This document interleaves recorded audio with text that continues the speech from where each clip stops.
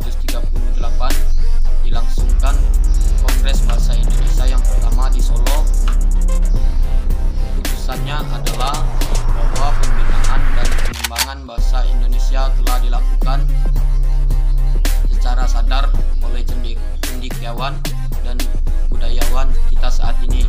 Yang kedua, ketiga, pada tanggal 31 Agustus 1972, Menteri Pendidikan dan Budayawan menetapkan pedoman ejaan bahasa yang disempurnakan dan pedoman umum membentukkan istilah resmi berlaku di seluruh Indonesia.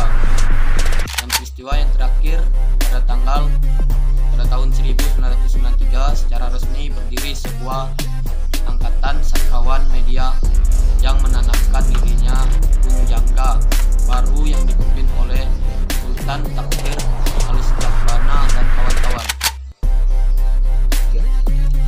Di sini ada juga fungsi bahasa Indonesia. Yang pertama, lambang kebangsaan. Yang kedua, lambang identitas nasional. Yang ketiga, alat hubungan antar warga. Yang keempat, alat penyatuan. Kedudukan bahasa Indonesia sebagai bahasa nasional berada di atas bahasa-bahasa daerah sebagai bahasa negara sesuai dengan Undang-Undang Dasar 1945.